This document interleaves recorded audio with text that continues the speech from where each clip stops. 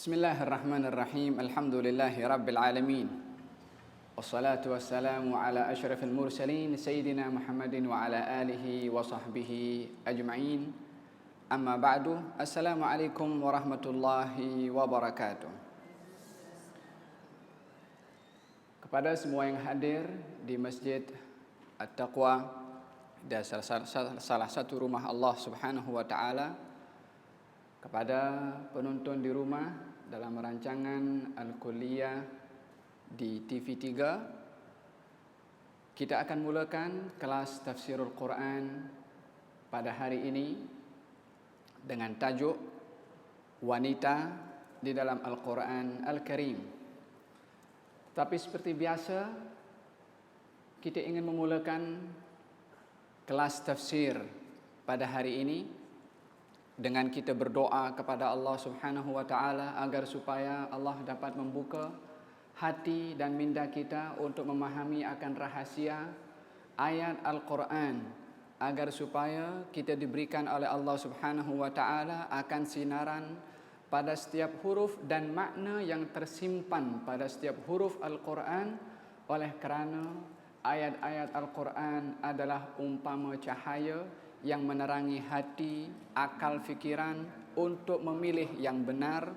Moga-moga Allah Subhanahu wa taala berikan taufik dan ilham kepada kita untuk memahami kebenaran dan berjalan di jalan yang benar insya-Allah. Amin Allahumma amin. Nawaina at-ta'allum wa at-ta'lim wa tadhakkura wa at-tadhkir wa an-naf' wal intifa' wal ifada wal istifada wal hath 'ala tamassuki bi kitabillah wa sunnati nabiyyih والدلالة إلى الخير والدعاء إلى الهدى ابتغاء مرضات الله وقربه وثوابه آمين اللهم آمين. Al-Quranul Karim membincangkan tentang wanita, kedudukannya dan peranannya. Diceritakan oleh Allah Subhanahu wa taala tentang bagaimana Islam menempatkan kaum wanita setinggi-tinggi martabat, setinggi-tinggi darjat, berbandingkan mana-mana agama, mana-mana fahaman, mana-mana community masyarakat yang tidak mengerti dan tidak faham serta tidak menempatkan sesuatu seperti mana ditempatkan oleh Allah Subhanahu wa taala di dalam Al-Quranul Karim.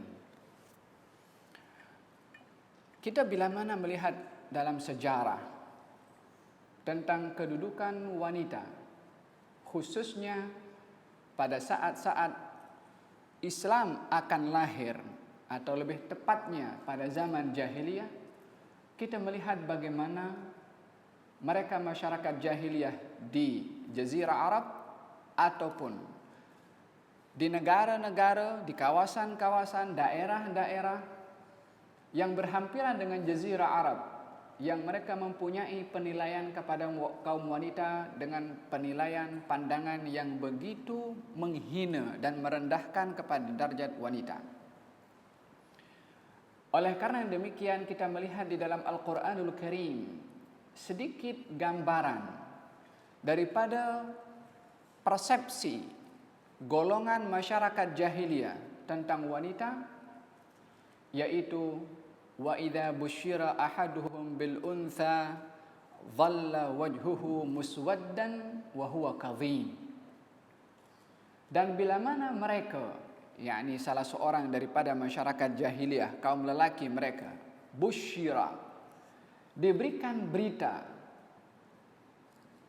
tentang kelahiran di tengah-tengah keluarga mereka bayi perempuan, dhalla wajhuhu muswaddan, wajahnya berubah menjadi hitam,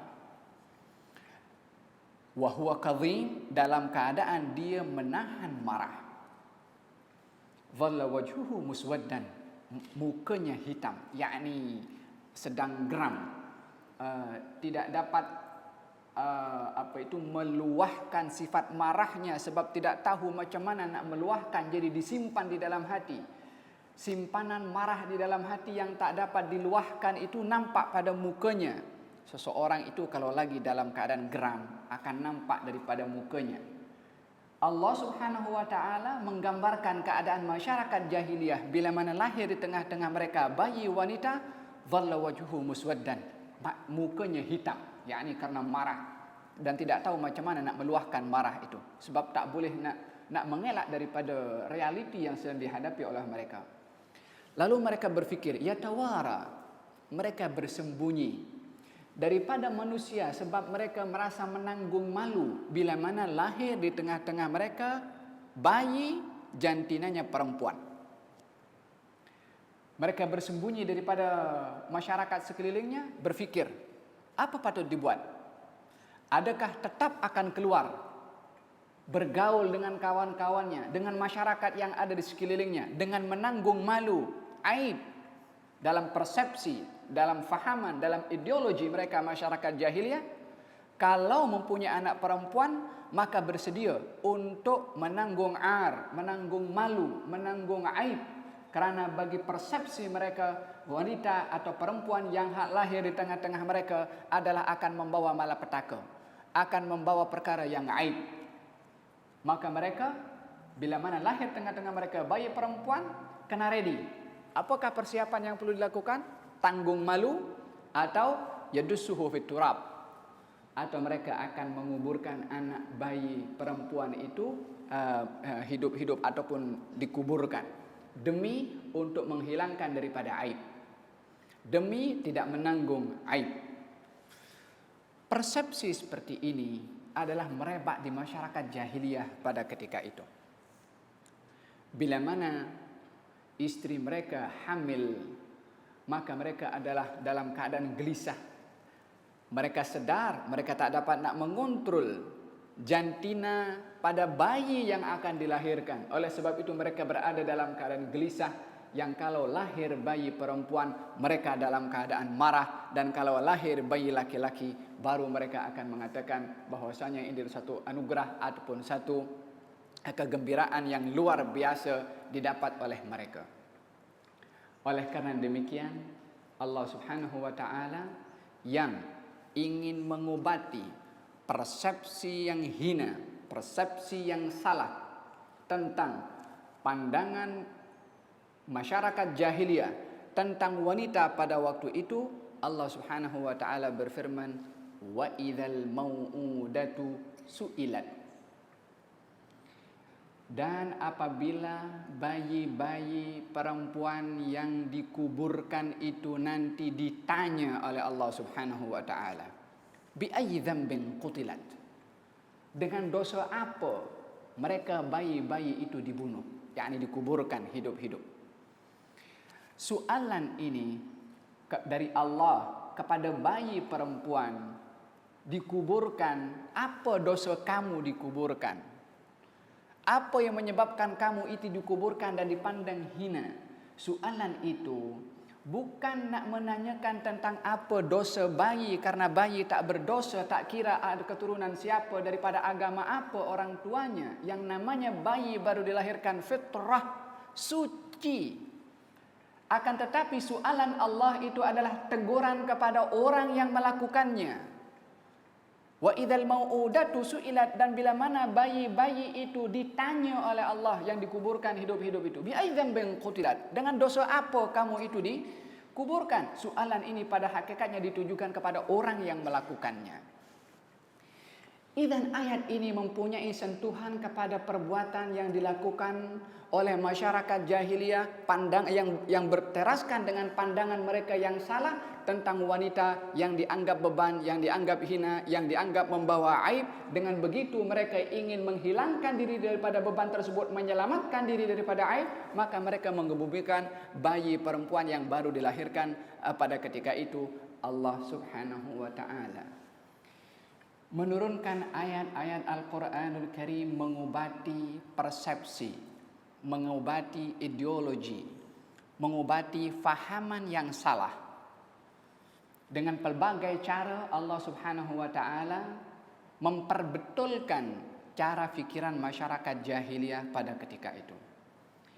Ini baru salah satu contoh daripada sikap masyarakat jahiliyah di Jazirah Arab.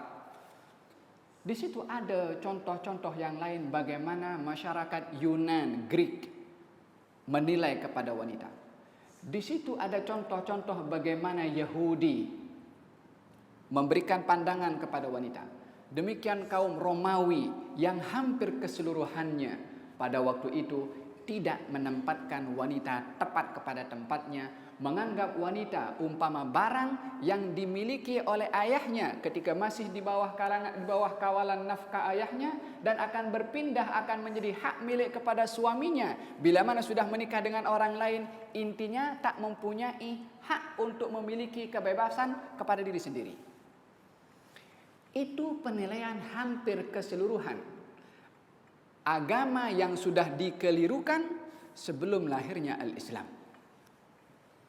Akan tetapi setelah Islam lahir, dengan kelahiran pembawa Islam, junjungan Nabi besar Muhammad sallallahu alaihi wa ala alihi wa sahbihi wasallam, Allah Subhanahu wa taala menceritakan dan juga menempatkan kedudukan wanita setinggi-tinggi martabat yang tidak pernah terbayangkan oleh masyarakat jahiliyah, bahkan masyarakat di sekeliling Arab pada ketika itu, tentang bagaimana Al-Quranul Karim mengkisahkan, menceritakan tentang kedudukan wanita di dalam Al-Quranul Karim.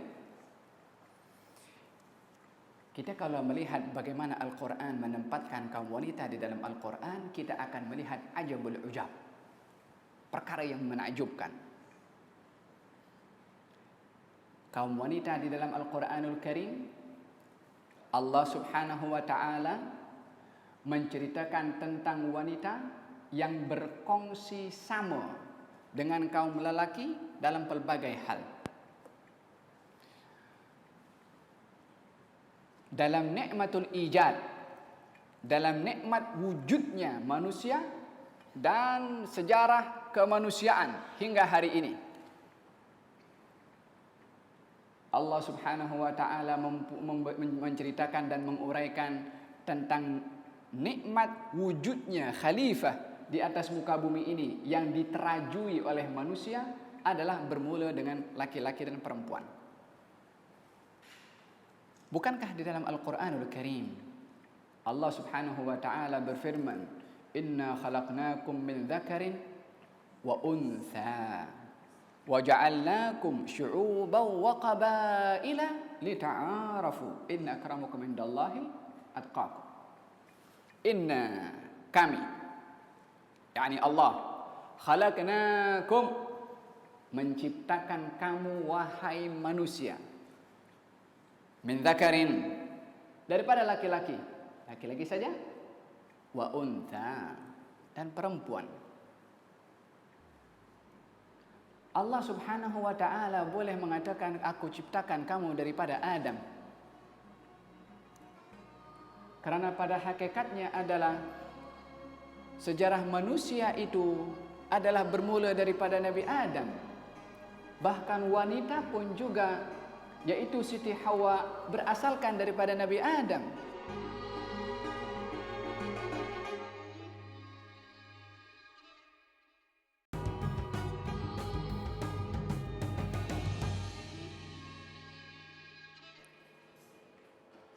Assalamualaikum warahmatullahi wabarakatuh. Bersama dengan saya Azamuddin Zainal dalam segmen Sunnah Sana Sini.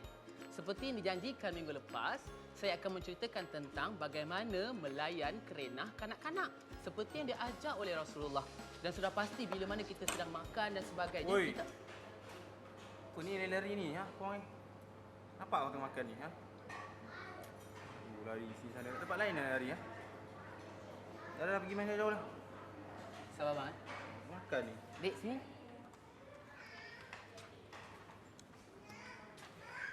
Siapa nama? Sofia. Sofia. Ini siapa?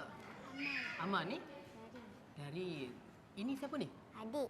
Adik. Sofia suka makan apa? Ayam goreng. Ayam goreng. Oh, ayam goreng tu sedap. Tak Sedap. Selalu Pipin suka makan ayam goreng tak? suka? Suka. Sedap-sedap eh? Ha, bagus. Lain kali adik kalau jalan, baik-baik tau. Jangan langgar orang tau. Dan kalau orang yang baik adalah orang yang mendengar kata dan bercakap. Bagus. Hari ni abang ada kuih. Nak? Okey, bagus. Boleh ambil seorang satu.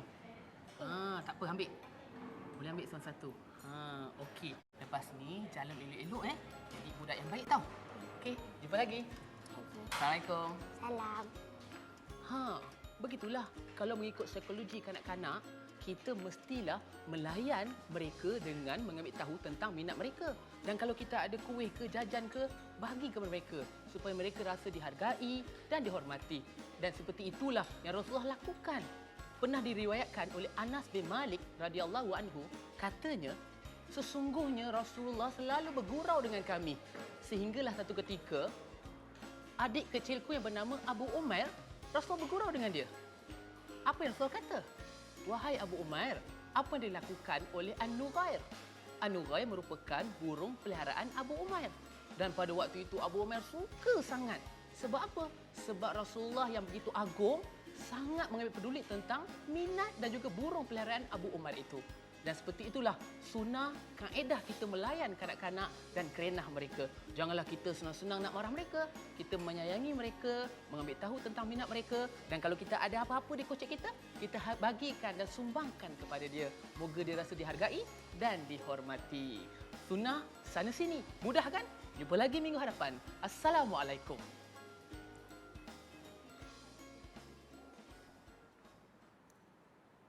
Karena pada hakikatnya adalah sejarah manusia itu adalah bermula daripada Nabi Adam. Bahkan wanita pun juga, yaitu Siti Hawa, berasalkan daripada Nabi Adam. Ya ayuhan nasu taqu rabbakum alladhi khalaqakum min nafsin wahidah wa khalaqa minha zawjaha wa batha minhuma rijalan katsiran wa nisaa'a wattaqullaha alladhi tasaaluna bihi wal arham innallaha kana 'alaikum raqiba. Saya akan bahaskan dua ayat ini untuk membuka kita punya minda bagaimana Allah Subhanahu wa taala pada satu saat mengatakan perkongsian laki-laki dengan wanita, pada satu saat yang lain Allah mengatakan wanita berasal daripada laki-laki. Ayat yang pertama, inna khalaqnakum. Kami Allah ciptakan kamu wahai manusia. Yang sekarang lebih daripada 2 atau 3 bilion. Semua ini daripada mana? Kalau nak dikira dengan yang sudah meninggal dunia dan yang akan datang, Allahu a'lam berapa jumlah manusia. Semua itu manusia yang sudah pernah hidup dan kembali ke rahmat Allah, termasuk yang tidak beriman juga ataupun yang akan datang. Diciptakan oleh Allah min dzakarin, daripada jantina laki-laki, wa unsa, dan perempuan. Wa ja'alnakum syu'uban, dan kami jadikan kamu daripada laki-laki dan perempuan ini syu'uban, yakni pelbagai-bagai syu'ub, yakni rakyat atau masyarakat, wa qabail, dan juga kabilah-kabilah, li ta'arafu, untuk kamu saling mengenali satu dengan yang lain.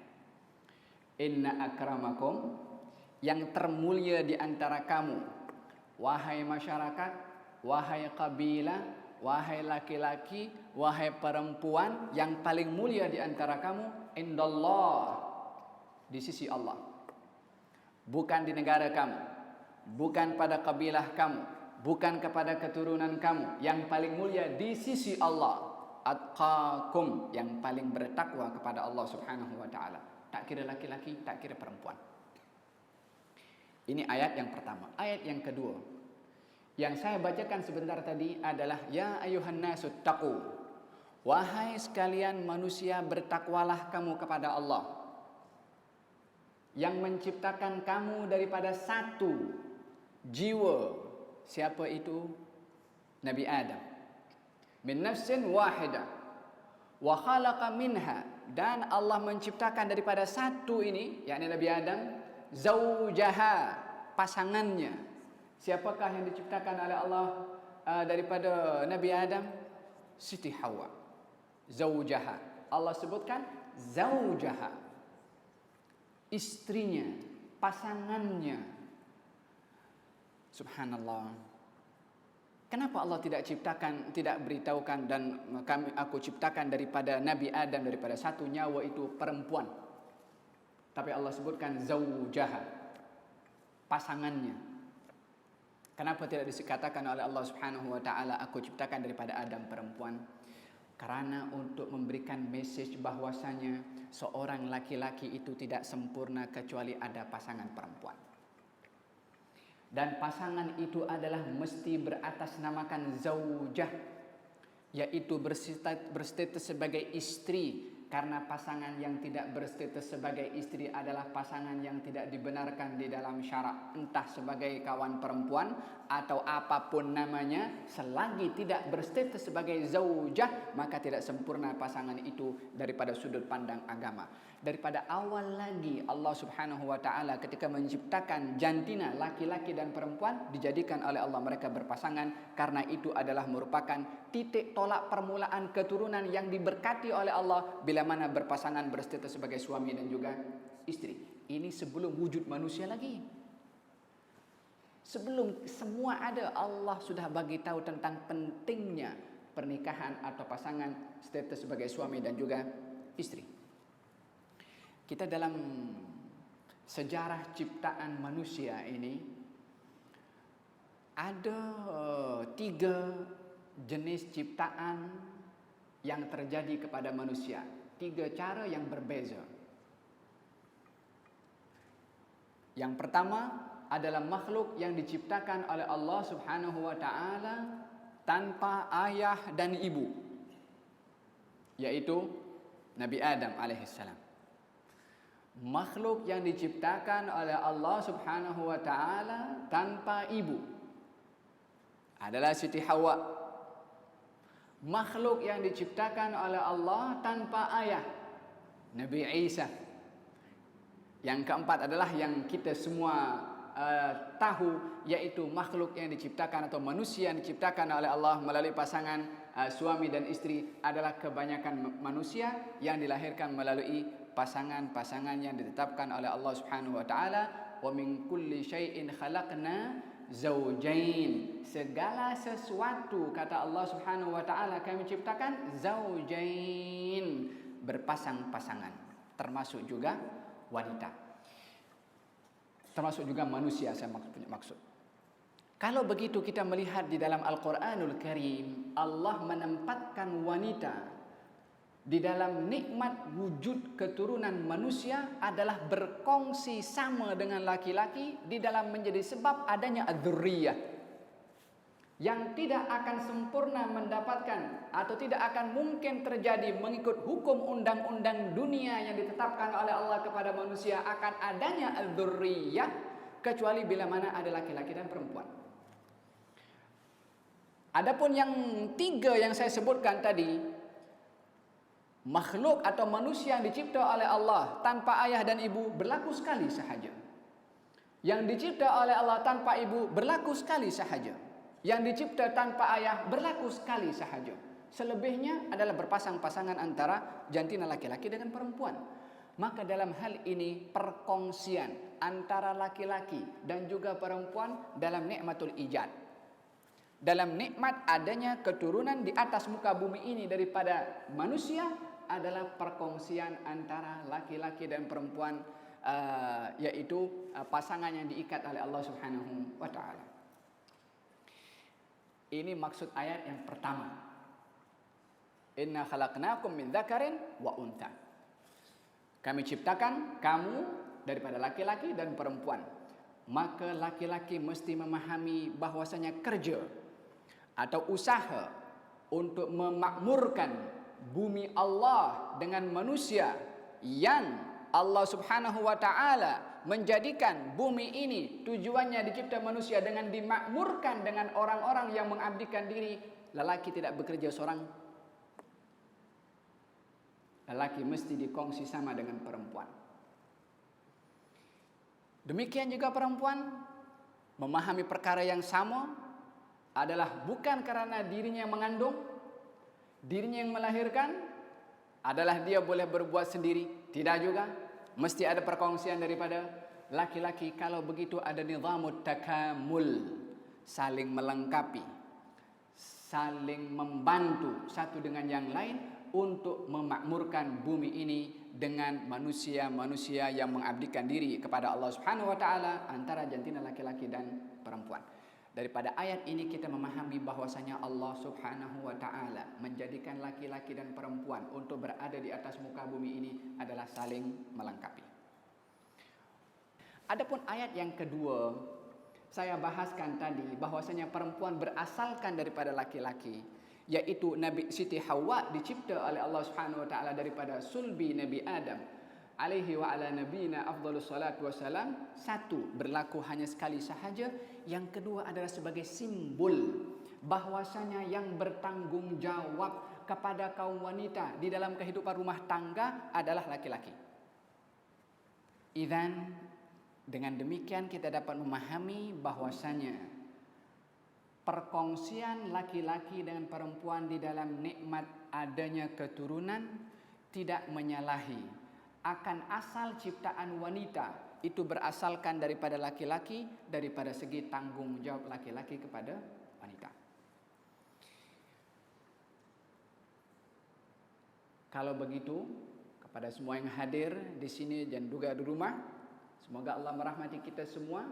Kita dapat memahami bahwasanya Al-Quranul Karim mengangkat darjat wanita dengan begitu tinggi yang tidak dibayangkan oleh masyarakat jahiliyah, bahkan masyarakat sekeliling pada waktu itu, yang bukan hanya Allah Subhanahu wa taala menunjukkan bagaimana kedudukan wanita pada waktu itu, tapi menunjukkan kedudukan wanita bermula daripada permulaan peradaban ciptaan wujudnya manusia pertama hingga ke zaman jahiliyah hingga ke akhir zaman. Demikian Allah Subhanahu wa taala menempatkan kedudukan wanita di dalam Al-Quran Al-Karim.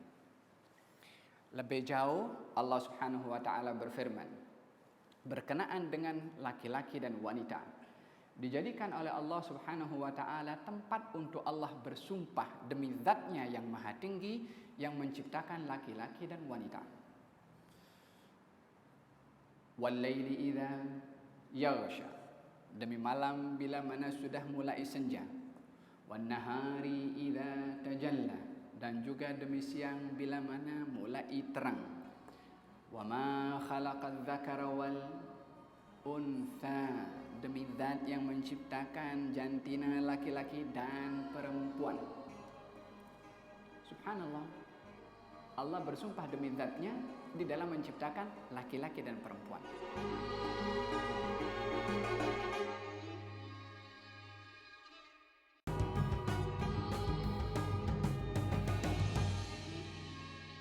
Assalamualaikum, bersama saya lagi Hadi dan saya Amar dalam segmen Bahasa Arab dalam 60 saat.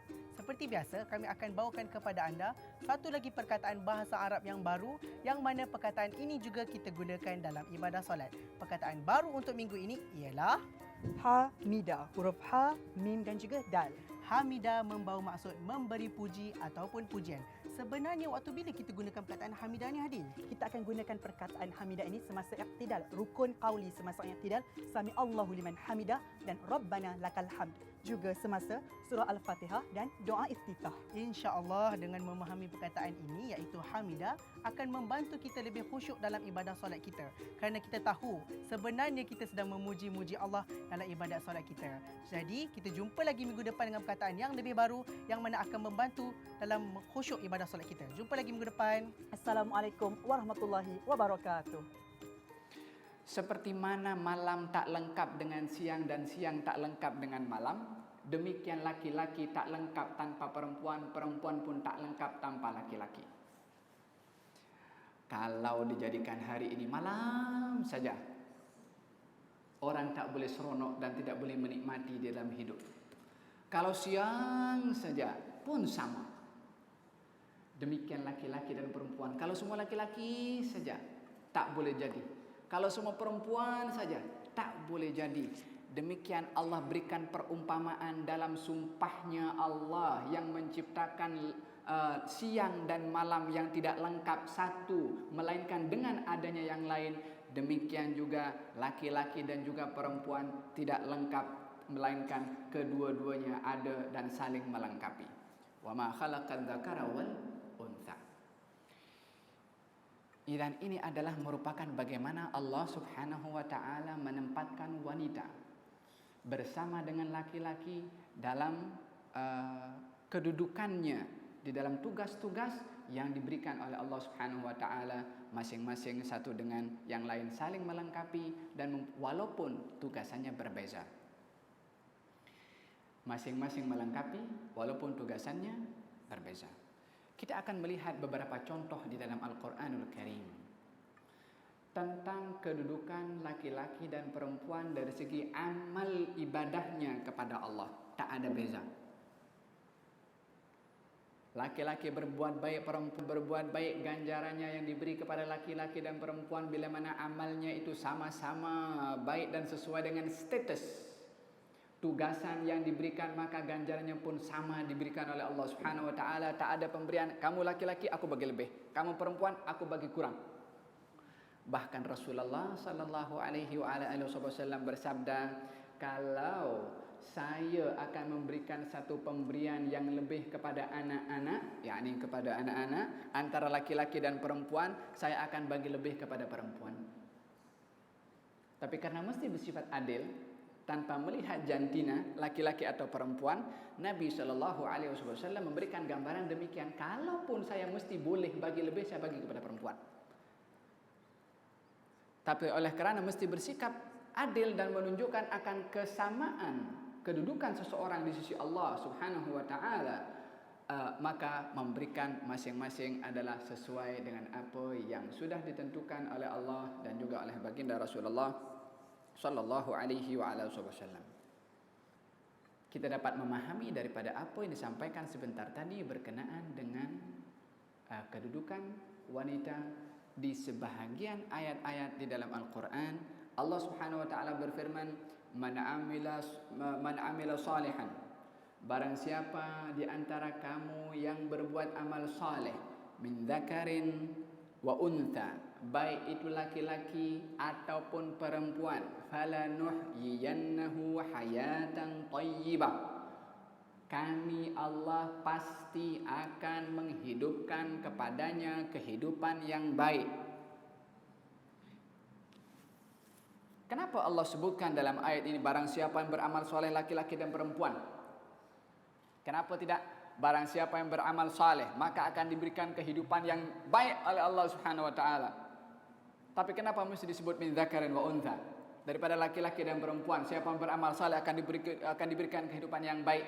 Sebab Allah ingin memberitahukan akan at-tasawi, at-taswiyah, kesamaan antara laki-laki dan juga perempuan di dalam beribadah mengabdikan diri kepada Allah Subhanahu wa taala. Tapi adakah semua tugasan laki-laki itu sama dengan tugasan perempuan, ataupun semua tugasan perempuan adalah sama dengan tugasan laki-laki? Jawabannya tidak. Kalau dalam mukaddimah yang saya sebutkan tadi berkenaan dengan perempuan asalnya adalah daripada laki-laki karena Siti Hawa berasalkan daripada Nabi Adam, sebagai tanda yang bertanggung jawab kepada perempuan itu adalah laki-laki, maka dalam hal ini laki-laki bertanggung jawab kepada perempuan atau ahli keluarganya daripada istri dan juga anak-anaknya, yang mana perkara ini bukan merupakan satu hak yang wajib bagi perempuan untuk bertanggung jawab kepada suaminya dari segi nafkahnya. Ar-rijalu qawwamuna 'alan nisa. Laki-laki itu qawwam, yang bertanggung jawab, yang memikul amanah, 'alan nisa, kepada kaum wanita, bima faddalallahu bihi ba'dahum 'ala ba'd, dengan kelebihan yang Allah telah berikan kepada satu dan juga kepada yang lain. Wa bima anfaqu min amwalihim, dan juga apa yang telah diinfakkan oleh kaum lelaki kepada mereka, yakni kepada daripada harta lelaki kepada kaum wanita, yakni istri dan juga sesiapa yang menjadi hak untuk mendapatkan nafkah daripada laki-laki. Ini adalah satu tanggung jawab yang ada kepada laki-laki untuk diberikan kepada perempuan. Lalu kalau begitu tugas perempuan apa? Karena perbincangan kita ini adalah perbincangan Al-Quran atau wanita dalam Quran, kita pun juga ingin mendapatkan jawaban itu daripada Al-Quran. Kita ingin dengar apa Allah bagi tahu kepada kita. Kita ingin memahami rahasia Allah Subhanahu wa taala melalui ayatnya. Di dalam Al-Quran Allah Subhanahu wa taala berfirman, Huwallazi khalaqakum min nafsin wahidah. Dialah Allah yang menciptakan kamu daripada satu, yakni Nabi Adam. Wa khalaqa minha, dan dialah Allah yang menciptakan daripada satu ini pasangannya, yaitu Siti Hawa. Apa tujuannya? Liyaskuna ilaiha. Liyaskuna ilaiha. Agar supaya yang satu tuh, yang lelaki tadi, yaskun. Yaskun itu daripada sakinah, ketenangan, kenyamanan, kenikmatan, kemesraan. Ilaiha, kepada yang perempuan. Itu tugasan yang ditetapkan oleh Allah kepada kaum wanita, i'dadus sakan, menyediakan pelbagai jenis as-sakinah, ketenangan, kenyamanan bagi pasangannya. Bukankah itu yang selalu diperdengarkan kalau akad nikah diadakan, kemudian khutbah qadhi pun membaca khutbah nikah, wa min ayatihi, di antara tanda-tanda kebesaran Allah Subhanahu wa taala an khalaqakum, menciptakan kamu berpasang-pasangan, yaitu adanya pernikahan, kemudian waja'ala bainakum, dan juga menjadikan di antara pasangan kamu itu mawaddatan warahmah, litaskunu ilaiha, awalnya agar supaya kamu litaskunu ilaiha. Allah jadikan kamu berpasang-pasangan litaskunu, supaya kamu wahai lelaki taskunu, mendapati sakinah, mendapati ketenangan, mendapati kenyamanan. Di mana? Ilaiha, kepada istri yang sudah resmi menjadi istri. Lalu waja'ala bainakum mawaddatan warahmah, dan menjadikan untuk kamu setelah pernikahan itu mawaddah, kasih sayang atau cinta, warahmah, dan juga kasih sayang, cinta dan kasih sayang. Inna fi dzalika laayatin liqaumin yatafakkarun. Dengan demikian itu adalah merupakan tanda-tanda bagi mereka yang mahu berfikir. Allah Subhanahu wa taala pun telah menjadikan tugasan laki-laki dan tugasan perempuan di dalam Al-Qur'anul Karim. Tugasan laki-laki untuk nafkah, tugasan perempuan i'dadus sakan, menyediakan sakinah, ketenangan. Di mana? Di rumah. Oleh karena ramai daripada wanita yang terpengaruh dengan apa yang menjadi slogan kepada orang-orang yang tidak beriman kepada Allah Subhanahu wa taala dan kepada Al-Qur'anul Karim, yang menjadikan hubungan antara laki-laki dengan wanita bukan untuk melengkapi, tapi saling bersaing. Fulan jadi ini, fulanah nak jadi juga. Laki-laki bekerja, jom kita pun mesti bersaing dari segi ekonomi dengan laki-laki. Apakah salah kaum wanita bekerja? Tidak salah. Tapi bila mana bekerjanya akan menjatuhkan ataupun tidak menunaikan tanggung jawab yang Allah tugaskan kepadanya sebagai wanita, i'dadus sakan, mencipta, menjadikan as-sakinah yang Allah jadikan kaum wanita tugasnya seperti itu, di situ baru salah. Karena Allah sudah jadikan tugasan bagi laki-laki, ada tugasan sendiri yang tak sempurna laki-laki kecuali dengan perempuan. Demikian juga perempuan tak sempurna kecuali dengan laki-laki. Tapi bila mana kedua-duanya bersaing, maka dalam hal ini bukan saling melengkapi, saling menjatuhkan.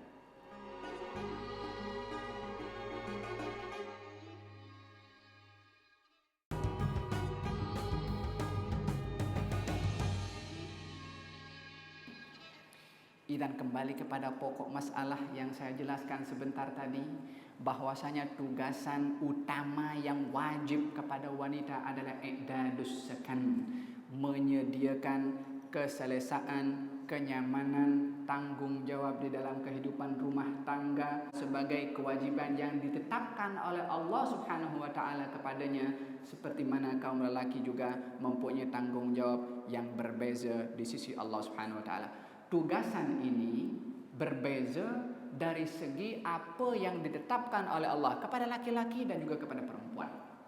Dari segi tanggung jawab, dari segi ganjaran yang akan diberikan oleh Allah Subhanahu wa taala adalah ganjaran yang sama. Perempuan tidak wajib berjihad, tapi perempuan boleh dapat fadilah jihad. Perempuan tidak wajib memberi nafkah kepada suami, tapi dia boleh mendapatkan ganjaran lebih yang sama dengan ganjaran suami memberi nafkah kepada istrinya. Datang seorang kepada Rasulullah sallallahu alaihi wasallam, perempuan daripada Ansar, dan berkata, "Ya Rasulullah, kaum lelaki ini senang, dia banyak ganjaran pahala, tak sama dengan kami kaum perempuan. Kami di rumah aja, tak pergi mana-mana. Kaum lelaki berjihad dengan engkau, solat Jumat dengan engkau, banyak semua pergi dengan engkau. Kami di rumah aja." Artinya apa? Itu perempuan nak ganjaran. Itu perempuan nak dapat apa yang lelaki dapat.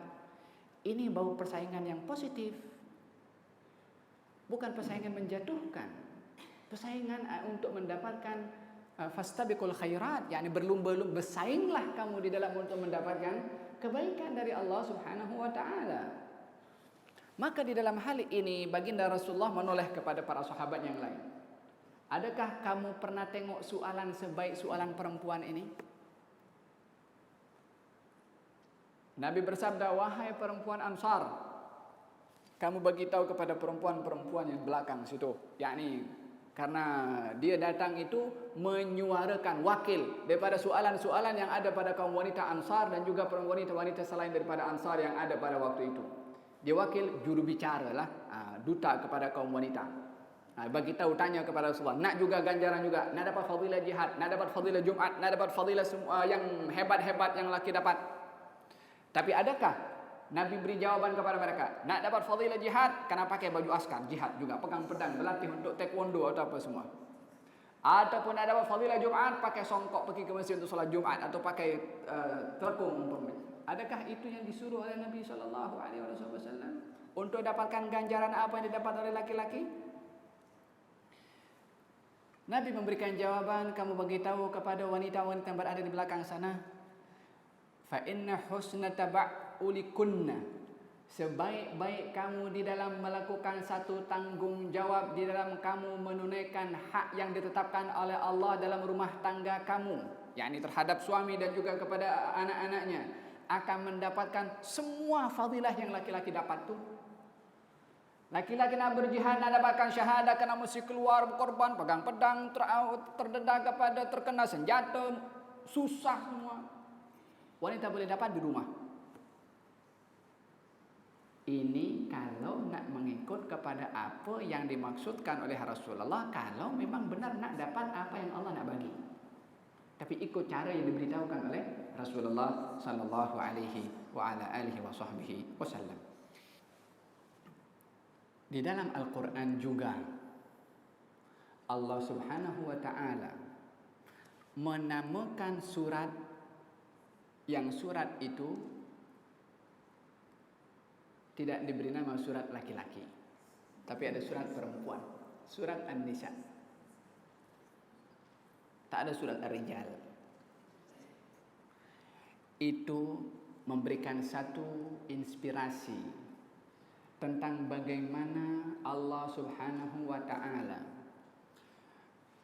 concern kepada perkara-perkara yang penting dan asas yang mempunyai hubung kait dengan wanita, agar supaya mereka dapat berjalan mengikuti landasan yang ditetapkan oleh Allah Subhanahu wa ta'ala di dalam Al-Quran Al-Karim. Allah Subhanahu wa ta'ala ketika menceritakan tentang kedudukan kaum wanita di dalam Al-Quranul Karim adalah sama dengan kaum lelaki, bahkan terkadang di situ ada wanita yang boleh mengalahkan lelaki dari segi ketakwaannya, dari segi kedudukannya di sisi Allah Subhanahu wa ta'ala. Siapa dia?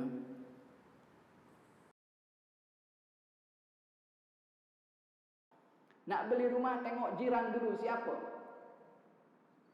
Itu istri Firaun ketika meminta rumah, tengok jiran, minta jiran dulu. Rabbibni li indaka, ya Allah bangunkan aku dekat denganmu rumah.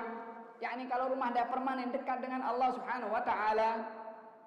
Cerdik pandai permintaannya. Oleh sebab itu dikatakan penghulu kepada wanita di syurga. Pandai, minta tahu apa yang diminta kepada Allah Subhanahu wa ta'ala. Apa agaknya permintaan wanita di zaman kita sekarang? Ya Allah, Ya Allah, Ya